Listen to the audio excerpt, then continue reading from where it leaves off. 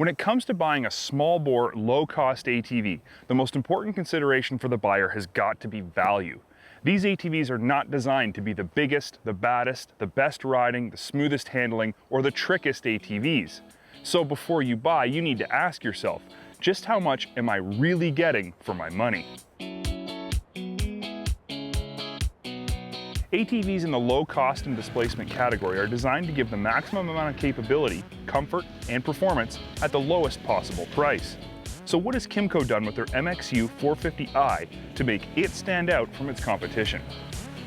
Kymco's MXU 450i has proven to be a solid performer with a decent list of pluses that help boost its level on the value meter. Most notably, its front and rear independent suspension setups.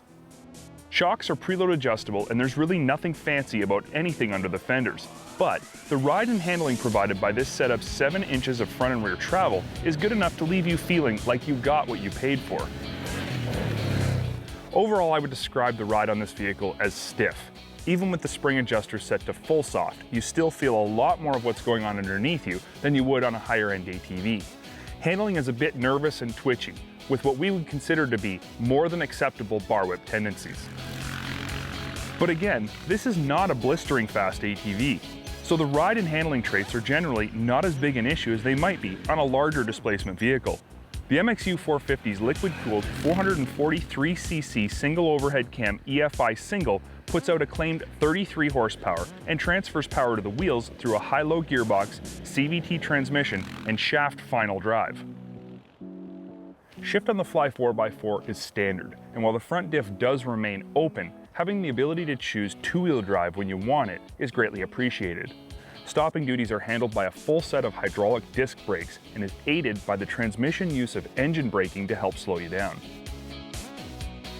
Right and left-hand brake levers control the front and rear brakes separately, and a foot pedal actuates the rears only. In this class, lists of additional features are generally pretty short, but Kymco has done an admirable job of outfitting the MXU 450i with all the necessary items any average rider would ever need. A digital gauge, painted steel racks, front brush guard, and a 2-inch hitch receiver are all standard on the base model. The LE package gets you painted plastics, trick aluminum wheels, a rear storage box, front utility gripper and handguards made by Colpin, and a winch. Overall, the ergonomics of the 450i are good for small to medium riders, but can feel a little bit cramped for bigger folks like me. The seat is comfortable and the floorboards do a good job of keeping you locked onto the bike while still protecting you from mud and dirt. The MXU 450i is built on a smaller platform than its larger displacement counterpart, the MXU 500. This accounts for the smaller cockpit and is yet another common trait of a small displacement, low-cost ATV. At the end of the day, value is what it's all about. But to truly determine the value of a vehicle, it must be compared to its competition. And in this arena, the MXU really stands out. There are only 2 ATVs in this class that are cheaper than the MXU, the Sportsman 400 and the Arctic Cat 425. Since the Arctic Cat and the Kymco are literally the same vehicle with different plastic and shock calibration, you have to base your decision on features. The Polaris is an impossible vehicle to compete with, especially when you look at its cost versus performance comparison.